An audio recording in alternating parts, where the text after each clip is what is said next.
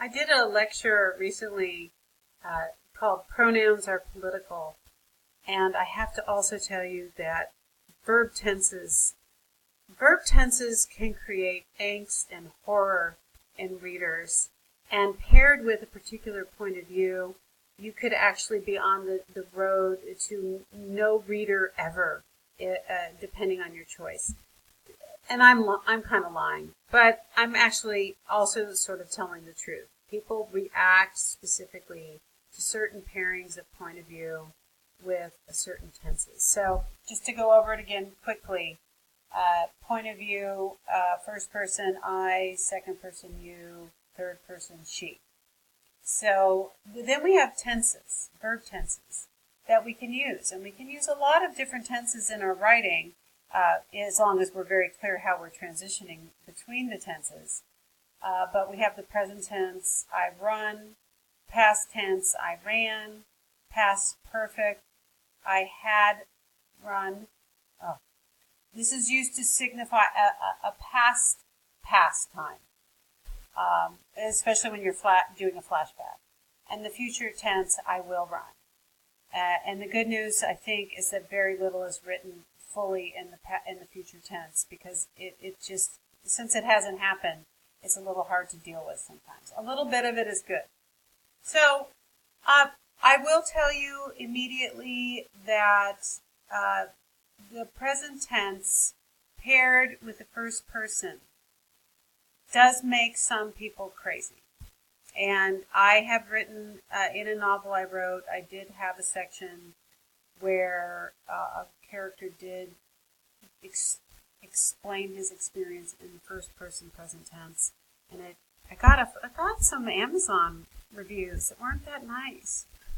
And I think it's the first person present tense is the one that makes people most upset. So John, wait, not John, that's third person. I sit in the Starbucks, drinking my coffee, looking around at everybody who's happier than I am. I mull over my breakup with Sue. It's immediate. It's right there. And some people really don't want to be with your character like that. So just a caveat. The past tense is again, like the third person point of view, she or he. It's kind of the go-to tense. She sat in the Starbucks looking at all the people who were happier than she was.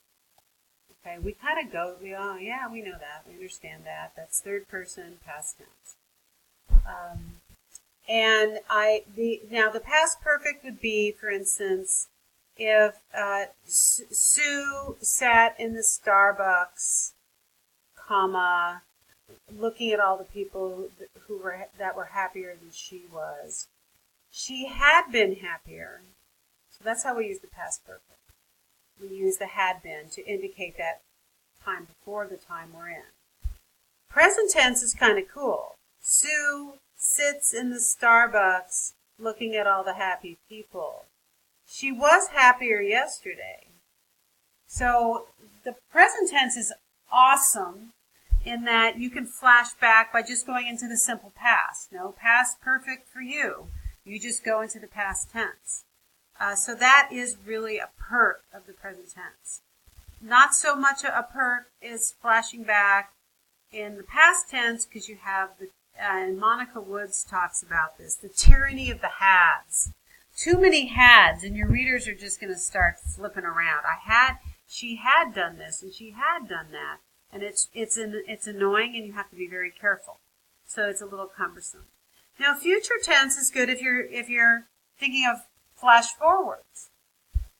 Sue sat in the Starbucks looking at all the happy people.